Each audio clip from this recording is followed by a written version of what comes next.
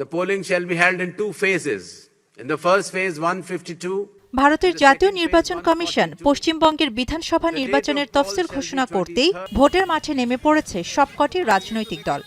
প্রচারণায় জমজমাট হয়ে উঠেছে প্রায় সবকটি নির্বাচনী এলাকা। এবারে বাংলায় বিধানসভা ভোট হবে 2 দফায়, 23 এবং 29 এপ্রিল। ভোটের ফল জানা যাবে 4 মে। এমন পরিস্থিতিতে জনসংযোগ চলছে বাংলার মুখ্যমন্ত্রী মমতা ব্যানার্জিরও। আগামী 23 এপ্রিল প্রথম দফা ভোট শুরু হচ্ছে উত্তরবঙ্গ থেকে, ফলে সেখান থেকেই মমতাও তার নির্বাচনী প্রচারণা শুরু করেছেন। আমার লক্ষ্মী সরস্বতী রোশনারা জাহানারা কোথায়? আমার মুন্ডা বাউরি বাগদি লোধা সবর কোথায়? জোটবদ্ধ শক্তির জোট সবচেয়ে বড়। সকাল সকাল ভোট দিন, নিজের ভোট নিজে দিন।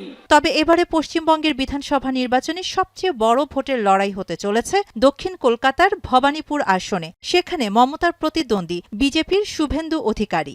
তৃণমূলকে বলবো 294-এর মধ্যে 100টা প্রার্থী আছে যাদের বিধানসভায় ওদের এলাকাতে ভোটার নয়, বাসিন্দা নয়, ওখানে গিয়ে এইসব বলুন। মুখ্যমন্ত্রী যেহেতু নির্বাচনী প্রচারে উত্তরবঙ্গের জেলাগুলোয় ব্যস্ত, তাই ভবানীপুর আসনে প্রচারের দায়িত্বে রয়েছেন নেত্রীর ছোট ভাই বাবুন ব্যানার্জি ও কলকাতার মেয়র ফিরহাদ হাকিম।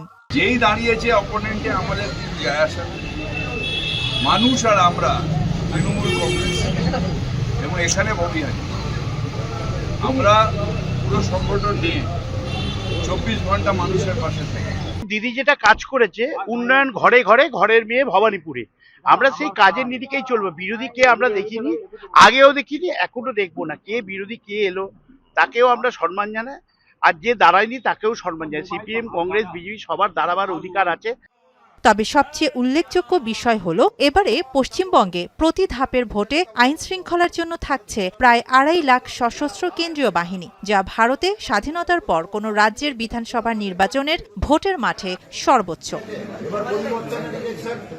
ফলে সব মিলিয়ে পশ্চিমবঙ্গে ভোট উত্তেজনার পারদ চড়া হতে শুরু করেছে। এখন কলকাতা। কালার এক্সপার্ট এবং ডার্ক স্যাপ সমৃদ্ধ অরিক্স অ্যাডভান্স ডিটারজেন্ট পাউডার, আপনার লন্ড্রি এক্সপার্ট।